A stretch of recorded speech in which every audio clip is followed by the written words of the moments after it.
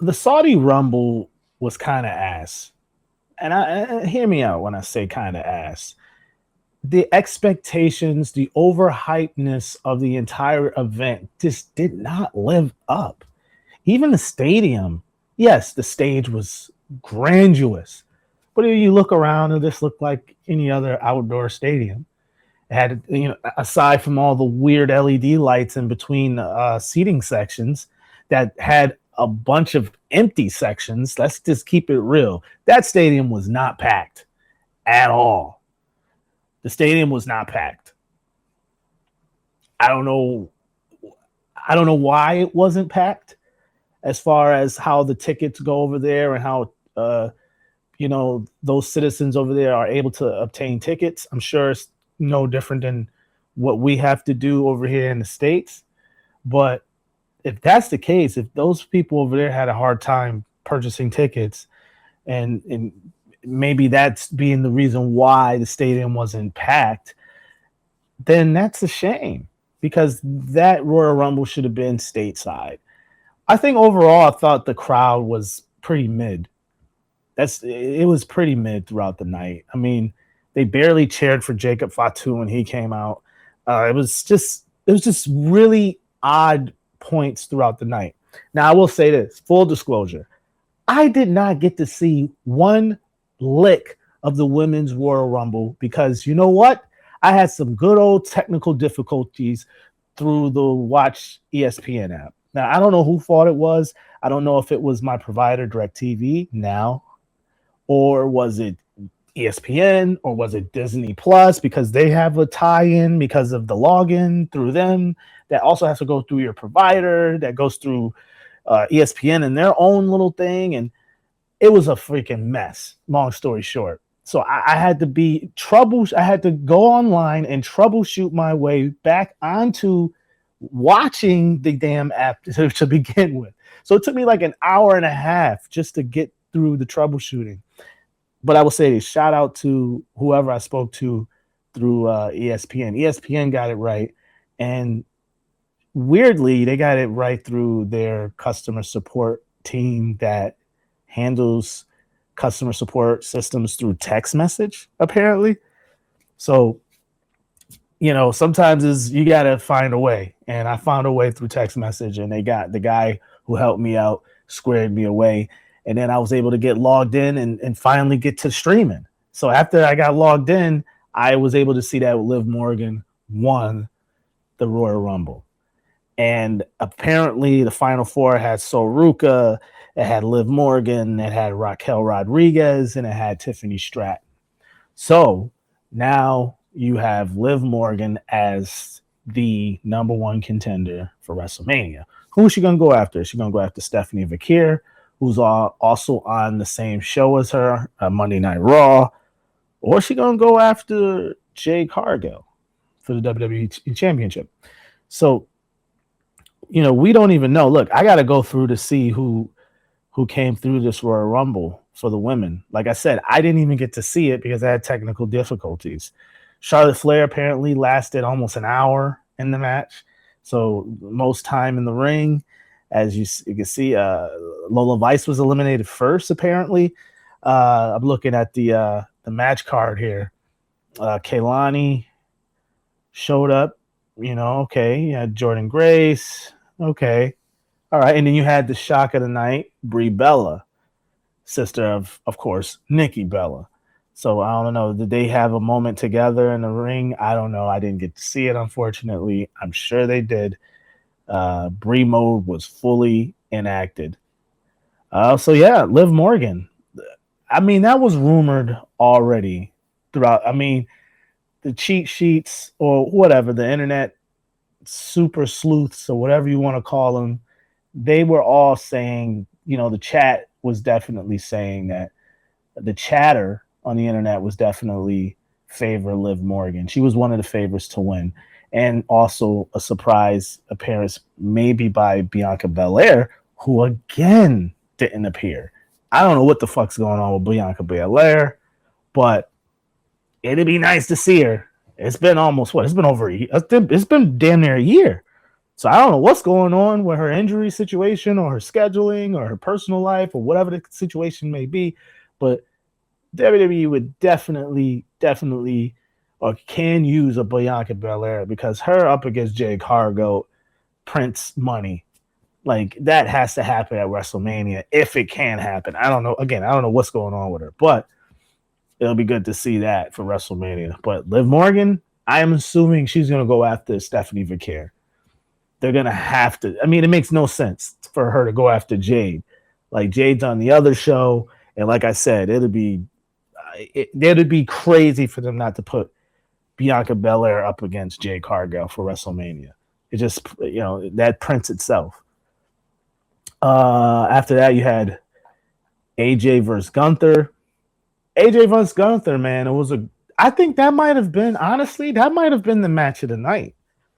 AJ versus Gunther was the match of the night. They had another match, their first encounter was a couple weeks ago. That was good. That was on Raw, or SmackDown. I can't remember what show it was, but this match I thought was better than their last encounter. I really do. I think the pacing of this match was really good. They had at this point they have chemistry because they've been in a ring together, so they probably have a better familiarity with each other as far as the pacing is concerned. And you clearly seen that throughout the match. It just went very well, and it was long as it needed to be. And the predictable outcome happened, and that was AJ Styles losing to Gunther. Now Gunther has retired John Cena in December, and now the great, phenomenal AJ Styles. Styles fought valiantly, and then he ended up passing out to Gunther's rear naked choke. The thing is that there's a lot of layers to this. So, let me say Styles ended the night acknowledging the crowd and everything, and he was getting ready to take off his gloves and lay him in the ring, but decided to put him back on and leave. So I don't know what the symbolicness of that is. A lot of people assume that him putting the gloves back on is a symbolic message of him saying that there's still work that needs to be done. But that work is finished as far as WWE is concerned. So what's next for AJ? Who knows? Is he actually done? Or is those putting the gloves back on signals we got some more work to do? Hopefully that work takes his ass to where he needs to be over in AEW. I mean, it's just way too many dream matches over there. I can go over that in another video. But Gunther wins.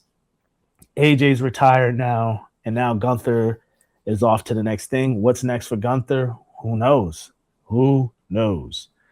So now you have that done, and then you go to Drew McIntyre versus Sami Zayn for the 12th time. So if you don't know the record of Sami Zayn versus Drew McIntyre, then it's simple. Drew McIntyre has a stellar record against Sami Zayn that has 11 victories and 0 losses. Tonight, the predictable happened. Sami Zayn lost again, and Drew McIntyre won the match. So Drew won the match. I mean, is it a surprise? Is it a shock? No. I think the WWE and their booking team is trying to tell a longer, more drawn-out story for Sami that's going to take him all the way into next year, him potentially winning the Royal Rumble next year and taking him into Saudi WrestleMania, where he'll ultimately finally make his dream happen of becoming the WWE champion. It's a long story. If that is the case, if that's where they're going, I assume something bigger has to happen for Sami for him losing to Saudi Arabia. He never lost in Saudi Arabia, but he also never beat Drew McIntyre. So what's next for Sami? We'll see. Maybe this is the slow climb for him to get back up to the ladder, back up the ladder. I mean, he's like everyone's favorite underdog, but at some point he's going to have to cash in and win the big one. I mean, it makes no sense. You got to cash it out at some point, Hunter. At some point, Trips, you got to cash it out and get Sami the belt, all right? So we're all assuming this will end up happening next year. when they're back in Saudi Arabia. Now, men's Royal Rumble. This was a very short card, man. It was just 4 matches. The men's Royal Rumble was the headliner. You had 30 men. You didn't have really any big major surprises. I mean, you got to give the WWE a little bit of a pass, because if you did want to bring in really huge names and put them in the Royal Rumble, it would have been a lot harder to transport those guys all the way across seas, transporting them from one country to another without them being caught out.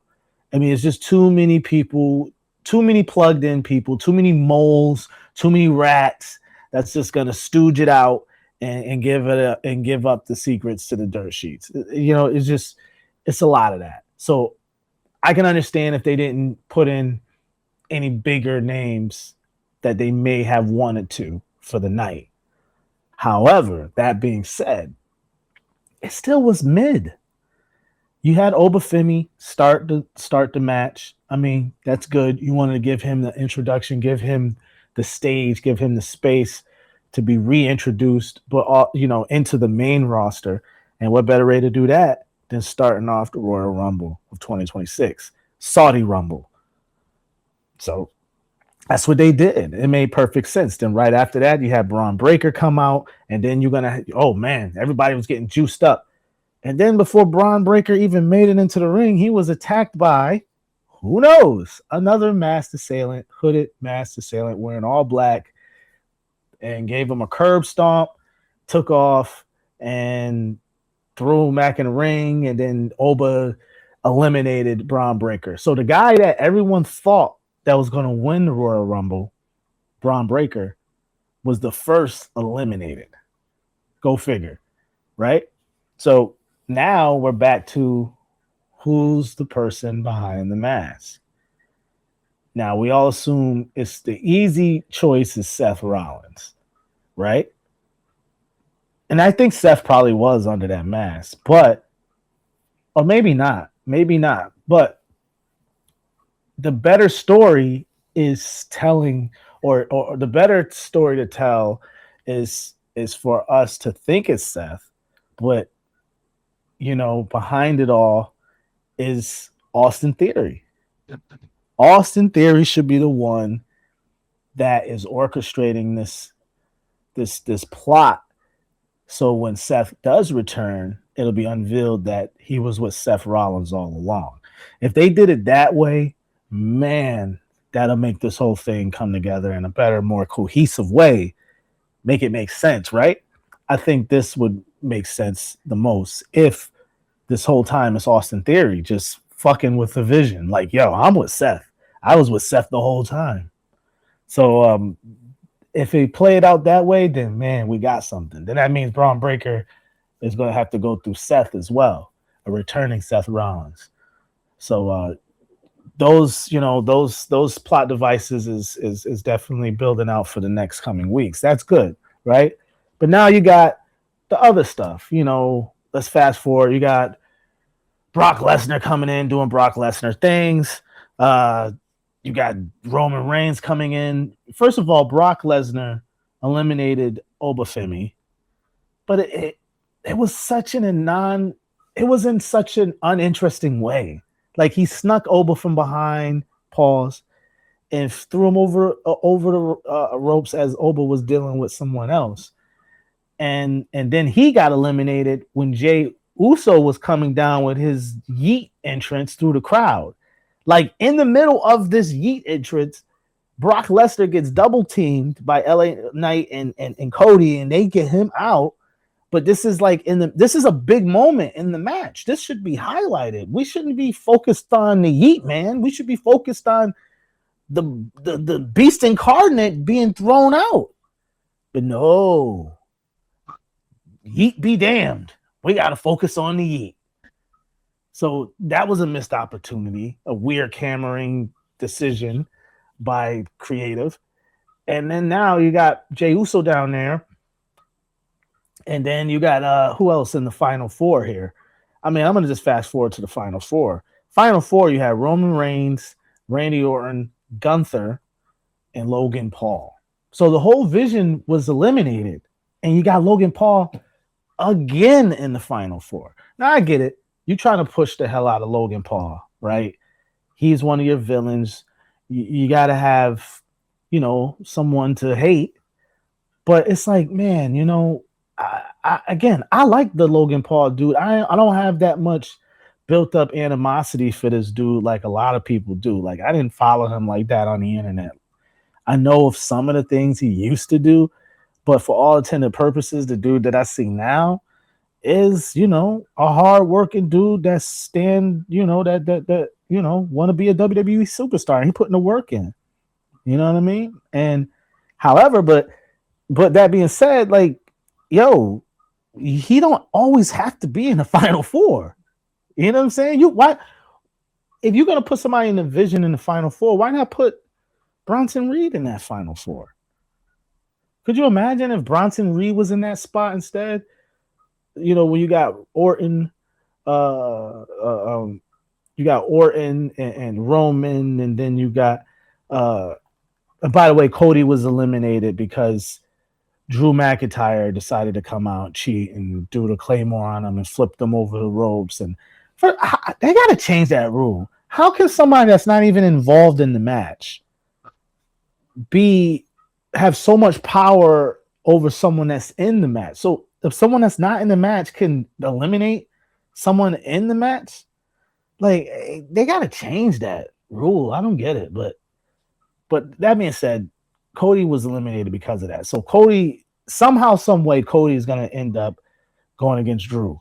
It's going to happen. The Cody and Drew saga is going to continue all the way up until WrestleMania. I think Cody may end up winning that Elimination Chamber, and that's going to get him back into that title shot with Drew McIntyre.